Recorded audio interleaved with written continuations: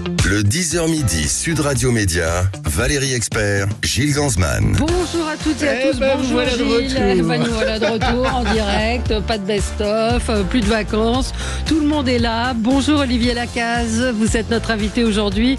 Vous êtes journaliste, réalisateur et on va parler avec vous de Tesla, les secrets de la voiture électrique. Il y en a des secrets. Ah oui, il y en a des secrets, puis c'est une marque, on le disait juste avant, qui fédère une communauté assez importante, dont notre patron Patrick Roger qui vous a sauté dessus. D'ailleurs, s'il a des questions, on le prendra au téléphone. Voilà. Et c'est un doc qui est diffusé ce soir sur RMC Découverte. Et c'est vrai que c'est assez fascinant parce que pour la première fois, en fait, depuis très longtemps, une marque de voiture s'est lancée, bat des records de vente. Et on va y revenir avec vous sur l'électrique devient finalement le premier modèle de voiture électrique. C'est absolument passionnant parce que vous racontez très bien la façon dont cette marque s'est construite avec ce fou d'Elon Musk. Quand je dis ce fou, je mets des guillemets, mais que tout le monde l'a pris un peu pour un cinglé. Et on va voir comment il est arrivé. Incroyable, que je n'avais pas vu moi au moment du lancement de SpaceX. Il lance la voiture dans l'espace. C'est une vraie voiture qui a été mise en orbite. C'est une vraie voiture. C'est le Roadster, donc la toute première voiture fabriquée par la marque. C'est même le Roadster personnel d'Elon Musk. C'était sa voiture. Ouais. Et en fait, alors au-delà de l'opération de communication, ce qu'il faut savoir sur cette question de SpaceX, c'est qu'il y avait une vraie utilité. Il fallait une charge lourde.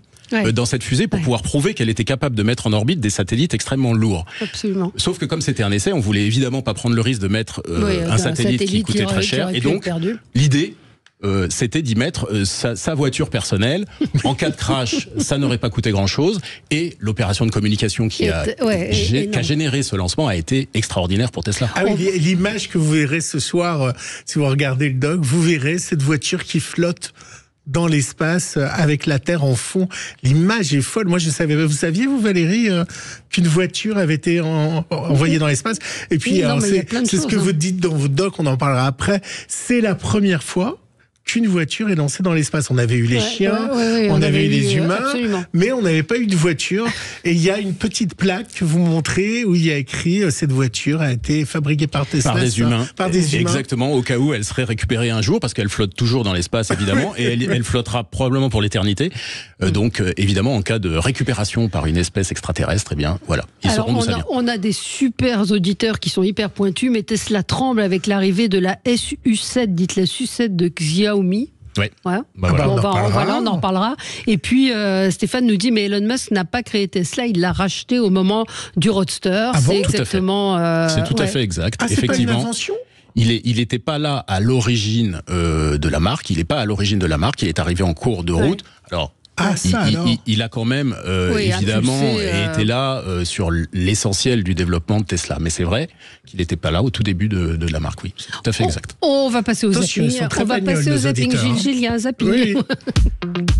Sud Radio Média, l'instant zapping. Le chaos, Valérie, en Nouvelle-Calédonie, si la situation s'améliore au quotidien, c'est la peur qui s'installe. Et alors, quand on est au plus près de cette peur, d'un seul coup, la violence continue, comme le constatait le Trésor de France 2. Ici, le quartier de Magenta est comme assiégé depuis 5 nuits maintenant. Hier soir encore, des tirs à balles réelles. Les policiers ont bien du mal à reprendre le contrôle. Les habitants vivent dans la peur. C'est une attaque en règle dans les tours de Magenta parce que ce sont a priori un endroit où certaines personnes peuvent se cacher et qui mettent le désordre. Le rétablissement de l'ordre, un travail de longue haleine. Bonjour, on va vers l'aéroport, c'est la presse. Après cette première opération, plus de 200 personnes ont été interpellées et 20 commerces alimentaires ont pu rouvrir. À noter ce matin qu'on avait un auditeur qui était sur place dans le grand journal de Patrick Roger qui expliquait que en fait c'était comme le Covid, ils étaient tous enfermés et que c'était très compliqué aussi de trouver des magasins ouverts. C'était un témoignage assez fort. Et puis sur les médicaments aussi, il y a beaucoup de gens qui ont témoigné. Certes, il y a des chars qui ont été envoyés, mais la situation au quotidien quand vous êtes sur place, elle n'est pas si simple.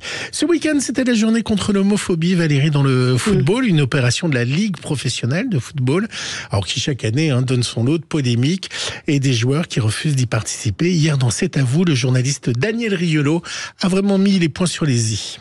Ce qui motive ces joueurs de foot chaque année, année après année, c'est un motif religieux. C'est simple, c'est clair, c'est net. Et ce que vous voyez sur les terrains amateurs, ce que vous voyez quand on parle à longueur de journée dans d'autres débats qui ne sont pas liés au foot, le commentateur du fait religieux. de football parle de conviction, c'est religieux ? Ah bah oui. Évidemment. Qu'est-ce que c'est d'autre ? Il faut juste dire les choses clairement. Ce que vous voyez quand on fait les débats sur l'entrisme religieux, sur le fait religieux qui est de plus en plus présent dans notre société, quand dans une école des cours d'histoire ne peuvent plus être donnés, tous les faits divers qui à longueur de journée remplissent l'actualité. Le foot n'est qu'un reflet de la société. Vous avez des joueurs qui, de par leurs convictions religieuses, sont dans l'homophobie. C'est sa religion qui le motive. Il est musulman. Alors évidemment, les propos de Daniel Riolo sur Twitter ont évidemment relancé la polémique et réagir, mais c'est la première fois que quelqu'un met les mots sur ce qui se passe vraiment. On l'a plus ou moins dit, nous, hier, dans les débats aussi, expliquer que c'était motivé par la religion pour ces joueurs. C'est-à-dire que souvent, ils craignent des représailles dans leur pays, donc non, ça a été évoqué quand même. J'étais en train de manger un croissant hier. C'est ça. Le président iranien est mort dans un accident d'hélicoptère et évidemment, aux premières heures de cet accident, on ne savait pas que finalement, c'était les conditions météo qui étaient responsables de cet accident. Des blagues commençaient à circuler sur Twitter et la chaîne E24 News en a relayé une, alors chaîne israélienne, sans s'en rendre compte. C'est assez hallucinant. Écoutez. Et le Hamas aussi apparemment a réagi ? Oui, alors le Hamas a réagi il y a quelques instants, ou en tout cas peut-être pas le Hamas de manière officielle, s'il peut réagir de manière officielle, mais en tout cas un groupe du Hamas qui s'exprime sur le Telegram affirme que le pilote de l'hélicoptère serait un agent du Mossad. Il donne même son nom, Eli Koptar. Est-ce que c'est vrai ou pas ? Bien entendu, tout cela fait partie de ces rumeurs qui circulent. Évidemment, hélicoptère, c'était une blague et c'est incroyable quand même que le journaliste, quand il le dit, ne se rende pas compte que c'est une fake news. Oui, parce que c'était écrit KO, vous voyez comment il le prononce, et non pas copter, quoi. Ouais, hélicoptère. Vous avez jamais été victime de fake news ? Comment vous faites ou est-ce que Tesla a essayé de faire des fake news ? Tesla a surfé sur certaines rumeurs, on a contredit d'autres. Bien sûr que c'est quelque chose, c'est un fait qu'on retrouve dans toutes les grandes histoires industrielles de toute façon. Moi là personnellement, pour le coup, non, j'ai pas trop eu sur ce projet-là en tout cas. D'hélicoptère, ouais. Taylor Swift, Valérie, c'est un drame. Je vous le dis tout de suite, est-elle responsable de la recrudescence du Covid-19 en France ? A-t-elle, avec son concert parisien, créé un cluster à elle-même ? Heureusement, les journalistes de BFM ont mené l'enquête. Si tu étais au concert de Taylor Swift le week-end dernier et qu'en début de semaine, tu as eu la gorge qui t'a un peu piqué, une méga fatigue, je te suggère de faire un test Covid. On voit quand même bien les deux barres qui sont bien là quand même. Plusieurs médias s'interrogent donc sur un potentiel cluster. Mais selon Serge Smadja, le secrétaire général de SOS Médecins, il ne s'agirait pas d'une première. On le sait depuis le début que les rassemblements, comme ce type de concert, sont de nature à augmenter la circulation, la transmission plus exactement du virus. Et cluster ou pas, les fans de la chanteuse ne regrettent rien. J'étais très surprise et je me suis dit, bon écoute, ça fait 15 ans qu'elle n'est pas venue en France, donc ça vaut bien un Covid. Eh oui. Ah ouais, ça vaut bien un Covid. Ça vaut bien un Covid d'aller voir. T'es contente d'avoir le Covid en ayant été voir Taylor Swift, sachant que c'est une population plutôt jeune. Ouais. Non, vous n'avez pas été vous au concert de Taylor Swift ? Non. Vous n'êtes pas Swifties ? Non, pas Swifties. Valérie, j'ai une bonne nouvelle. Allez-y. Samedi, c'est la grande finale de The Voice sur TF1. Enfin, vous êtes libérés. Ce qui veut dire que j'aurais pas beaucoup l'occasion de passer un extrait de The Voice, donc du coup, je vais vous en passer un. Il sera en finale, il s'appelle Gabriel, Gabriel Lobao. Alors c'est un sur lequel certaines personnes misent, c'est peut-être le grand gagnant. Il a repris lors de la demi-finale. Alors c'est un des candidats, voilà, je ne retrouve plus ce que je voulais dire. Qui arrive en finale de l'équipe de Mika. Merci à John, qui me connaît par cœur. Et on écoute, alors, je vous ai mis quand même un titre qui pouvait vous plaire, c'est Lettre à France de Michel Polnareff. Vous allez voir quand même que le garçon a de la voix.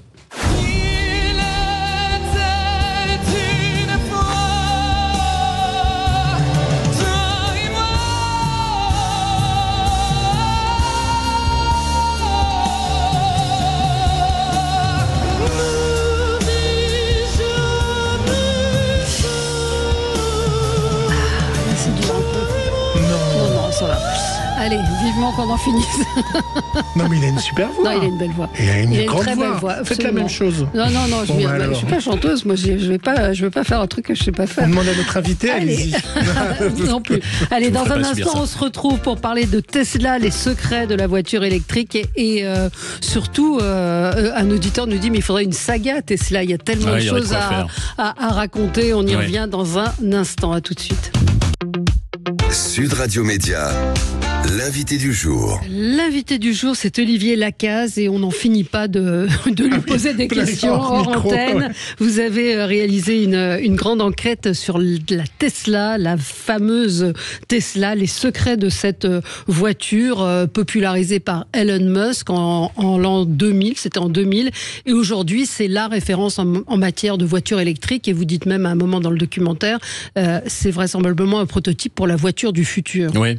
Oui, parce que en fait, là où l'histoire de Tesla est intéressante, c'est que c'est la marque qui a cru la première finalement en cette technologie-là, à une époque où personne n'y croyait. Et d'ailleurs, aucun constructeur automobile historique ne s'était lancé dans cette aventure. La plupart disaient d'ailleurs même que ça n'avait pas d'avenir. Donc là, aujourd'hui, Tesla, son gros avantage, c'est que c'est une marque qui a une longueur d'avance. Ils ont 15 ans de recherche et développement d'avance en matière de voitures 100% électriques sur tous les autres. À un moment où on est en plus en train de se rendre compte que c'est une technologie qui se vend. Les gens sont intéressés. 10% du parc automobile est 100% électrique aujourd'hui en Europe. Ces chiffres vont continuer à augmenter.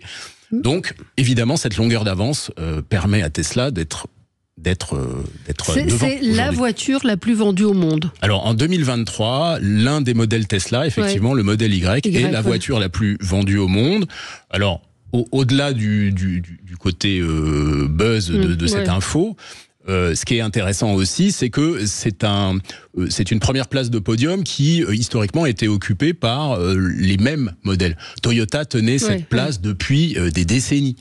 Il y avait quelque chose d'un peu sacré autour de ça, d'un peu inamovible. Et là, Tesla arrive, comme elle l'a fait finalement dans toute son histoire. Cette marque prend tout le monde un peu au dépourvu. C'est une surprise pour tout le monde. Personne n'avait prédit ça. Et 2023, ce modèle Y est effectivement la voiture la plus vendue. Et vous dites à un moment que c'est également le nombre de voitures fabriquées. C'est là où on fabrique le plus de voitures, toutes les marques réunies au monde. C'est ça, à un moment, vous le dites dans le doc ? En fait, non. C'est en termes de capitalisation, peut-être vous voulez dire. C'est ça. Ouais, c'est ça. C'est qu'en fait, aujourd'hui, en valeur boursière, l'entreprise Tesla représente autant que tous les autres réunis. Voilà. Après, effectivement, les chiffres sont spectaculaires. Tesla, en 2023, c'est 1 800 000 véhicules fabriqués, ce qui est énorme, et avec des objectifs qui sont juste incroyable, qu'aucun constructeur automobile ne pourrait envisager de tenir. 20 millions de véhicules fabriqués d'ici 5 ans, si les courbes continuent à grimper comme elles ont grimpé depuis les débuts de Tesla. Ce sont des chiffres qui sont astronomiques. Et effectivement, il faut derrière ça un outil de production qui est la capacité de fabriquer autant. Alors ça, dans le doc, vous nous emmenez voir les usines. Alors, ce qui est le plus surprenant quand on regarde les images qu'on a pu voir avec Valérie, c'est qu'il n'y a pas d'hommes. Très peu. Effectivement, ces usines. Alors là aussi, c'est un peu ce qui a fait, ce qui est unique chez Tesla, c'est que Tesla est parti d'une copie blanche en fait. Tous les constructeurs automobiles sont des constructeurs historiques. Toutes les marques des voitures dans lesquelles on roule tous les jours sont des marques qui ont 50, 60, 100, parfois 150 ans. Donc c'est des marques qui ont évolué pendant des décennies et qui ont adapté leur outil de production, leurs usines, au fur et à mesure des évolutions technologiques. Là, Tesla arrive au début des années 2000, il n'y a rien. C'est une copie blanche, totalement. Et ça lui permet justement de mettre en place des usines qui sont totalement neuves, totalement inédites, avec des moyens de production qui sont inédits et qui leur ont permis finalement d'aller plus vite que tout le monde sur ce terrain du 100% électrique. Ça s'appelle comment, les usines? Comment ils les appellent? Alors les usines, c'est les Gigafactories. Ah oui, c'est ça. Alors Giga avec le petit jeu de mots qui veut dire deux choses. Alors Giga, il y a le côté gigantesque, bien sûr, mais il y a aussi le gigawatt, c'est-à-dire finalement la puissance des batteries électriques qui permettent à ces voitures de rouler. Voilà. Toujours Stéphane qui s'y connaît en Tesla nous dit mais Tesla a failli mourir des dizaines de fois et cette année la compagnie est fébrile. de par la techno des batteries et la fragilité du système et des interfaces. C'est vrai que cette année, il y a eu je crois que l'action a décroché, d'ailleurs. C'est tout à fait exact. Et d'ailleurs, c'est depuis le début de son histoire, cette marque est sur le fil. Et il faut l'admettre, a failli déposer le bilan déjà plusieurs fois. Les investissements sont colossaux. Le marché est encore un marché que personne ne maîtrise. C'est la voiture la plus vendue, alors je comprends pas. Alors c'est la voiture la plus vendue, mais pour arriver à faire la voiture la plus vendue et donc produire suffisamment de véhicules pour les vendre, il faut investir des sommes astronomiques. C'est ça. Une gigafactory, une seule usine Tesla, en moyenne, c'est 2 milliards d'euros d'investissement. Donc, devant de tels investissements, il faut effectivement, les chiffres de vente doivent être à la hauteur. Et ces chiffres de vente, personne ne les maîtrise. On ne sait pas comment va évoluer le marché.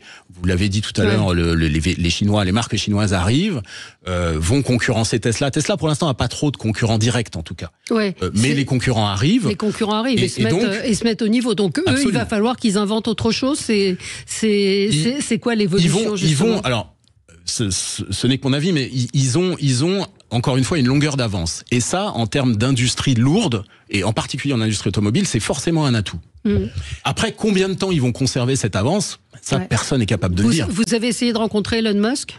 On a essayé. Alors, pour tout vous dire, il y avait eu déjà, avant ce doc pour lequel on se voit aujourd'hui, il y avait déjà eu sur RMC un autre documentaire qui était vraiment consacré à Elon Musk, son parcours, le personnage. Il y a beaucoup de choses à dire. Donc là, c'était un peu moins l'angle. L'idée, c'était pas d'aller chercher Elon Musk, sa personnalité et de faire un portrait du personnage. C'était plutôt, et vous le verrez dans le film, c'était plutôt de décortiquer un peu la mécanique de ces voitures. Parce que là, c'est une voiture qui fonctionne. On rentre dans la technique, on soulève le capot. Dans la technologie. Stéphane toujours nous dit la SUS, la SU7 est 12 à 18 000 euros moins cher que Tesla, et Fisker est mort alors que c'était la référence du luxe électrique. Il est pointu. Il est pointu. Mais c'est vrai que oui, c'est ce qu'on dit. Le marché chinois va se mettre forcément sur. Mais en fait, vous dites dans votre doc qu'il a compris une chose, Elon Musk, c'est que une voiture, ça doit aller vite pour se vendre. C'est-à-dire que l'argument de la vitesse, même si évidemment c'est limité et qu'il faut rouler prudemment, mais de dire vous pouvez démarrer aussi vite ou vous pouvez avoir une Formule 1 dans les mains, ça c'est un argument imparable qui a fait lancer la Tesla. C'est impressionnant, il y a des tests dans votre doc où on passe en 3 secondes de 0 à 100. C'est ça, moins de 2 secondes, même maintenant pour les derniers modèles, ce qui est extraordinaire. Ce qui a motivé principalement Elon Musk, et effectivement c'est là où il faut reconnaître qu'il a été visionnaire, c'est que à l'époque où le 100% électrique commence à arriver, donc à la fin des années 90 chez les différents constructeurs, on voyait ça plutôt comme une espèce de voiture utilitaire, une petite voiture de golf. Ou une voiture urbaine avec une autonomie de 50, 60, 70 km. Bref, c'était vraiment une voiture utilitaire, mais qui n'avait pas la capacité d'emporter la passion de tous ceux qui s'intéressent à l'automobile. Musk, il a fait le contraire. C'est-à-dire qu'il s'est dit, non, la voiture électrique, ça doit pas être une voiture utilitaire, ça doit être une voiture qui a la capacité de drainer et d'intéresser tous ceux qui se passionnent pour l'automobile. L'automobile est de tout temps un objet de passion. Bien sûr. Et il fallait que ça le reste, y compris avec le véhicule électrique. Et c'est ça qu'il fait avec ces Tesla, notamment en proposant des modèles ultra sportifs. Alors, qui servent à rien. Ça sert pas à grand chose. Je veux dire, accélérer en moins de 2 secondes au feu rouge dans Paris, ça n'a aucun intérêt. Malgré tout, ce sont des caractéristiques qui vont lui permettre de toucher une communauté de passionnés qui en plus communiquent énormément sur les réseaux. Et c'est ce qui lui a permis, commercialement, une certaine réussite. Vous dites que c'est une super production hollywoodienne, l'histoire Tesla. Bah oui, parce que il y a tous les ingrédients. Il y a tous les ingrédients. Il y a les rebondissements. On parlait tout à l'heure des dépôts de bilan. Il est passé tout près de la catastrophe plusieurs fois. Il y a les personnages aussi, et lui en fait partie. C'est un personnage de cinéma.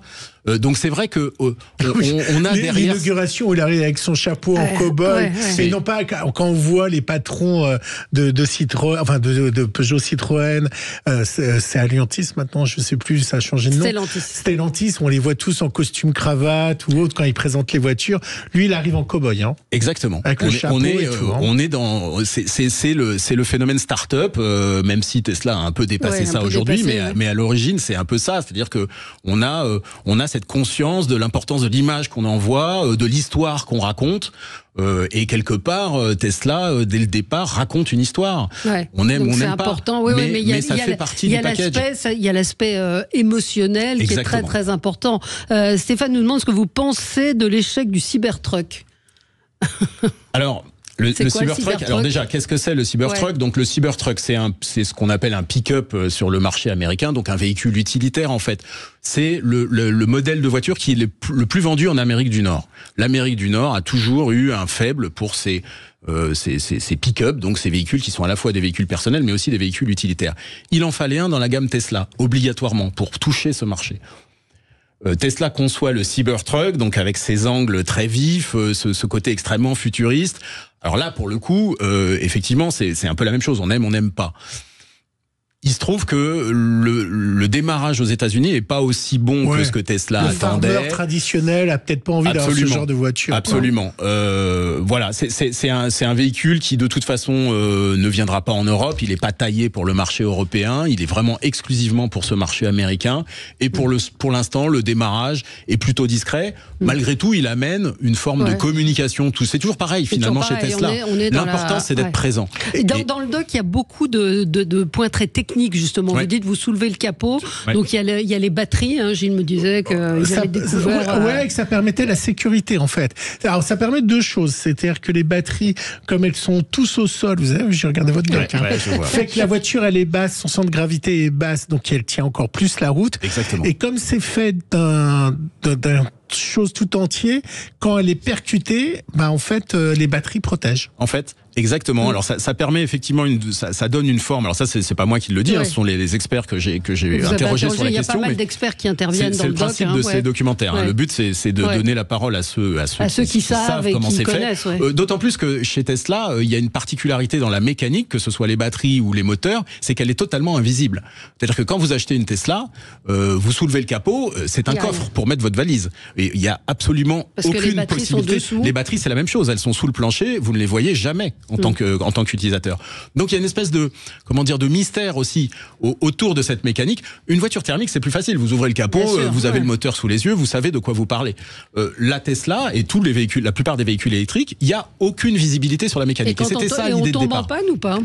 Ça tombe en panne la Tesla ? Ça tombe en panne quand vous avez plus de batterie. Oui, mais s'il y a de la batterie. La fiabilité, parce que l'électronique, ça peut aussi faire peur. Alors oui, en même temps, c'est aussi, alors c'est avantage inconvénient comme toujours. Il y a effectivement une forme d'inquiétude par rapport à ça, et en même temps il y a une capacité aussi à mettre à jour. Finalement, c'est un ordinateur sur roue, c'est un téléphone portable sur roue cette voiture. C'est-à-dire que la mise à jour se fait à distance, et quand il y a des défauts ou des bugs, parce que effectivement ça arrive et ça existe chez Tesla, eh bien assez vite les choses sont corrigées sans avoir besoin d'emmener la voiture chez le garagiste, ce qui peut être aussi un avantage pour l'utilisateur. Jusqu'ici, Tesla pouvait vous offrir une voiture parce que vous avez fait beaucoup de pubs dans les choses positives, mais au bout de 20 minutes du doc, alors là c'est la cata, on s'aperçoit que la voiture autonome ou le fait de partir vite, si on confond la pédale de vitesse avec la pédale de frein, alors là les accidents sont très violents. À un moment vous montrez tous les accidents qu'il y a eu, et c'est assez fort comme image. Oui, alors effectivement il y a cette image aussi de ces accidents qui ont été en plus très médiatisés, les images ont circulé partout.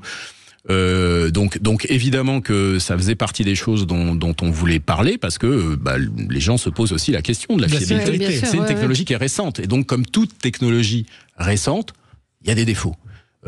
Et ça, dans l'histoire de l'automobile, ça existe partout, ça existe dans l'histoire des transports. On est dans une ère où on est au début finalement du développement de cette technologie. Donc forcément, il y a des accros.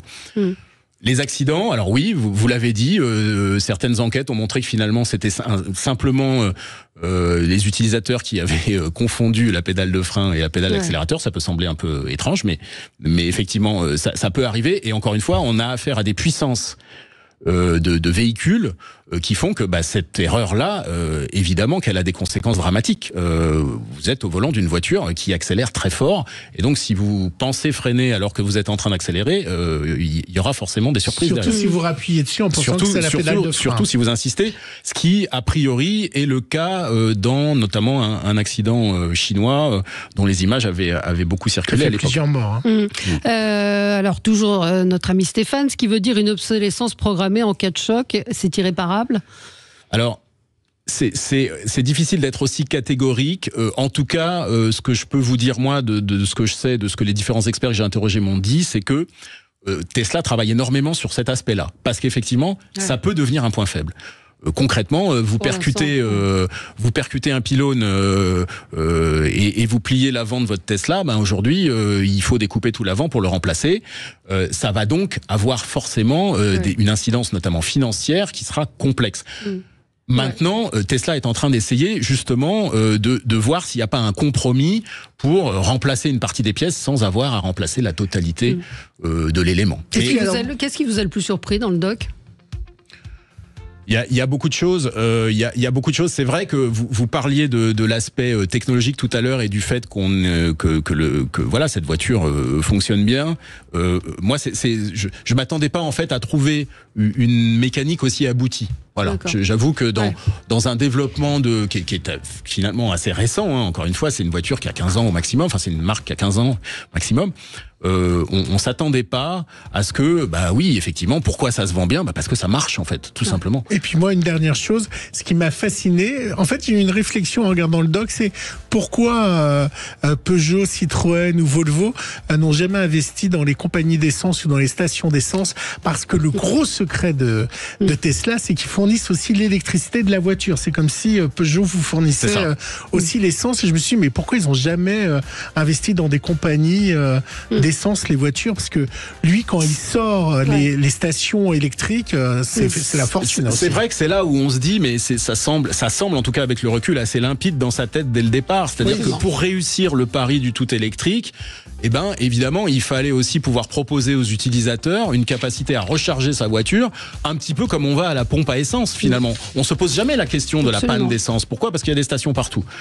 Finalement, Tesla a un peu le même réflexe, c'est-à-dire installer partout des chargeurs pour pouvoir recharger. C'est donc à voir ce soir sur RMC Découverte, 21h05. Tesla, les secrets de la voiture électrique. Oui, on va demander à Stéphane de regarder et de nous dire ce qu'il en pense. Il ajoute même, il y a une chose importante, c'est l'optimisation des coûts, et il n'y a plus de bouton, qui est la pièce la plus utilisée dans les voitures modernes. On ne met que des écrans, c'est moins cher, mais ça paraît plus luxueux, donc la voiture devient faussement plus chère. Stéphane, il y a du boulot. Regardez ce soir RMC Découverte, évidemment, le replay. Merci beaucoup, Olivier Lacaze. Dans un instant, on se retrouve avec vous, Gilles, pour parler des dernières infos médias. Supplément média. Le supplément média avec, il faut bien le dire, quand même beaucoup d'infos médias. Donc Gilles, vous nous avez préparé un petit blog média. Ça fait longtemps qu'on n'a pas parlé de news, donc il n'y a pas forcément des news. Ceux qui suivent la télévision vont en connaître certaines, et d'autres ont été relayées par Pure Média ou Télé Loisirs. Je vous donne ma source.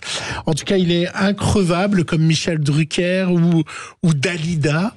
Je pense que Nicolas Tavernos va mourir sur scène. Je pense que un jour on le trouvera dans son bureau, en train juste de signer un dernier papier.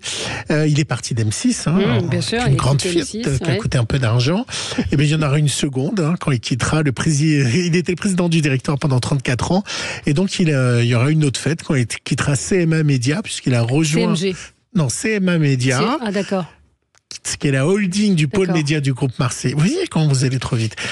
Du CMA CGM, donc ça s'appelle CMA Média maintenant, et il se retrouve à la tête de ce pôle qui va racheter Altis, c'est-à-dire, on vient d'en parler, BFM, RMC la radio, mais aussi les chaînes de télé, RMC Découverte, RMC Story, mais aussi les journaux régionaux. La Provence appartient à ce groupe, et donc il vient chapeauter tout ça. Nicolas Taverneau, on pensait qu'il était parti, mais pas du tout. Alors, il chapeaute, ou il devient vice-président, en fait, de CMA Média, qui est la holding du pôle média du groupe marseillais, CMA CGM. On se doutait qu'il n'allait pas partir jouer au golf. Ouais, mais il aurait pu prendre un peu des vacances, profiter de sa vie, de ses enfants, de sa femme, mais pas du tout. Voilà, mais bon, c'est des gens qui sont passionnés et je pense que s'arrêter, c'est mourir un peu, c'est ce que disait Michel Drucker. Autre info, est-ce que vous connaissez la meilleure audience de Jordan Deluxe ? Je la connais, donc je ne vais pas spoiler. Absolument. Non, mais vous pouvez me le dire, c'est Guy Carlier. Et que vous retrouvez tous les jours sur Sud Radio à 8h-5, dans le grand matin. Sud Radio, Guy Carlier qu'on embrasse, qu'on aime beaucoup. Exactement. Et qui a fait un joli papier, c'était très poétique ce matin sur le paradis. Et il reprend le principe, vous savez que un peu comme moi, il m'a copié sur le zapping où je finis en musique. Lui finit à chaque fois par une chanson. Et c'est ce qu'il fait à l'Européen, où il va être demain soir. C'est-à-dire qu'il fait un sketch et il conclut chaque sketch par une chanson où les gens de la salle peuvent reprendre. Et alors évidemment, ça a été la meilleure audience de Jordan Deluxe parce que pour la première fois, il a parlé de ses relations avec son fils Carlito. Quelle est la nature de votre relation avec lui aujourd'hui, Guy, avec Carlito ? Elle est apaisée, je dirais. Je pense qu'il lui faut du temps. Encore aujourd'hui ? Oui. Même à son âge ? Oui, je suis demandeur. J'arrête pas de... Vous demandez vers lui, vous lui envoyez des messages ? Oui, on s'écrit. On n'est pas du tout fâchés. Non, bien sûr. Mais j'ai beaucoup de mal à le voir. Mais il n'y a pas un rejet violent. D'accord, pas de... Ça va quand même un peu mieux depuis quelque temps. Oui, il y a pas de... Il y a pas de tension, mais il y a le passé.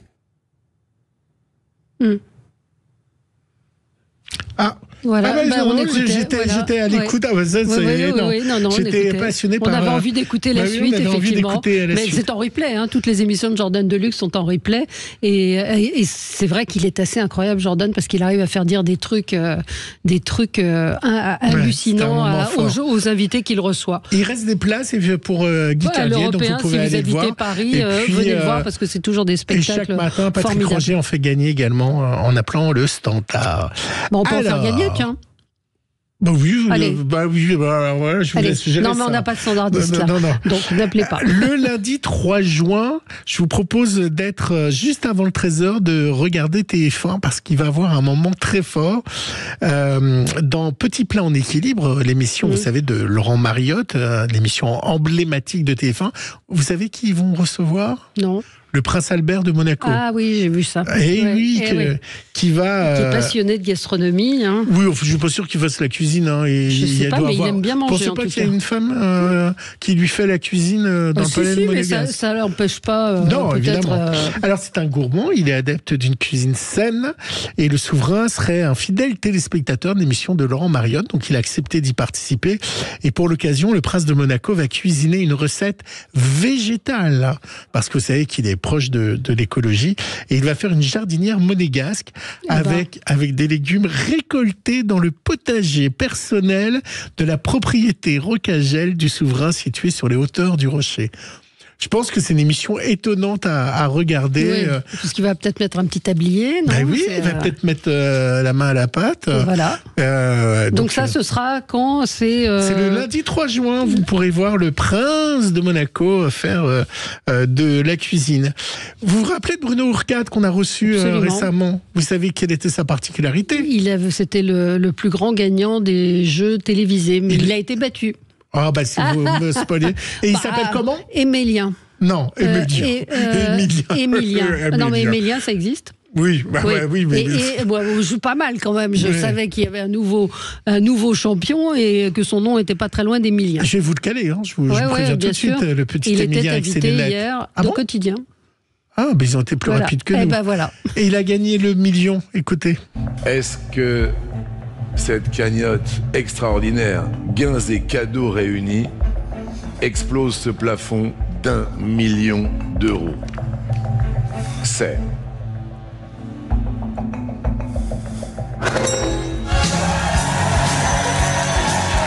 Mesdames, mesdemoiselles et messieurs, aujourd'hui, Émilien passe le cap des 1 million d'euros.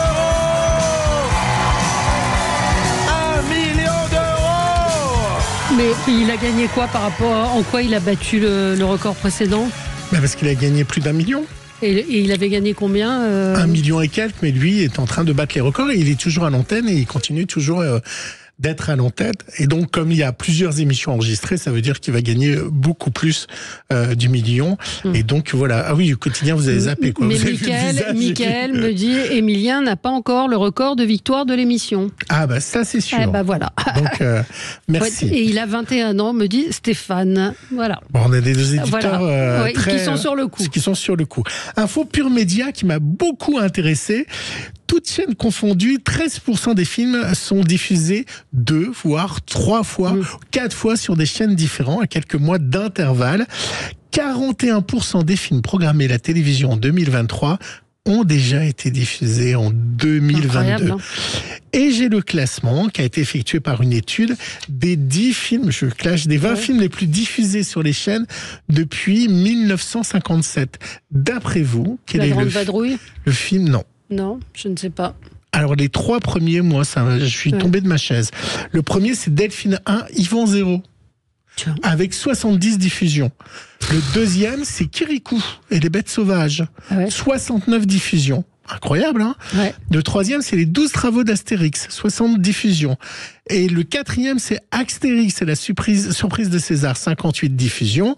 Et Astérix et Cléopâtre de 1968, 58 diffusions. Et ensuite, c'est 2h moins le quart avant Jésus-Christ avec 57 diffusions.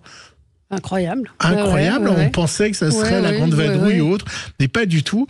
Ça a été dû à une étude et je trouvais ça intéressant comme info. Et puis pour finir, les traîtres. Vous aimez bien, moi j'adore les traîtres. Hein. Alors ça a été annoncé. Alors moi je commence à me régaler du casting qu'ils ont fait. Les premiers qui ont été annoncés, c'est Laurent Ruquier qui va être avec son compagnon Hugo Manos. Alors je pense qu'il y en a un des deux qui doit être un traître et qu'ils ont joué un peu là-dessus. Ils avaient fait un peu la même chose, mais c'était pas, aucun des deux était traître avec l'année dernière avec Pernod Marquet, Nathalie Marquet et son fils Tom. Et son fils, absolument, Tom. Et donc, ils aiment bien les couples parce que forcément, ils pensent se connaître. Sur la trahison, etc. Donc, et il y a qui d'autre? Alors, il y a Stommy Bugsy. Avec Adriana Carambeu? Non. Non. Il y a Crazy Sally qui est une créatrice de contenu. Mais il y a aussi Sylvie Tellier. Il y a Julie Ferrier. Oh, ça va être étonnant parce que nous on l'a rencontré, Julie Ferrier. Il va avoir également Jean-Christophe Bouvet. Alors vous voyez qui c'est Jean-Christophe Bouvet? Il est dans la série Émilie, c'est le grand couturier qui est censé représenter Karl Lagerfeld un peu. Donc voilà un peu sur les traites. Il y a Arthur Lombard. Il y a aussi Studio Daniel. Vous voyez la dame vulgaire Daniel. Faudrait un peu vous connecter avec la réalité, Valérie. Moi, je suis restée je trouve pas le nom à Jacqueline Maillan. Jacqueline Maillan. Avec ça. Et où en est-on du casting de LOL, soi-disant stoppé à cause du MeToo cinéma? C'est vrai ou c'est une rumeur, ça? Ah, je ne suis absolument pas au courant. On va se renseigner, Stéphane. On va se renseigner. Et il y a Fort Boyard aussi qui a annoncé son casting. Oui, on vous en parlera. On en reparlera. Et tout de suite, c'est les médias. Tout de suite, les commentaires de l'actualité. C'est dur, mais moi je travaillais hier, Gilles. Ah oui, je sais. Les commentaires de l'actualité à suivre. Merci. Le 10h midi Sud Radio Média, Valérie Expert, Gilles Gansman.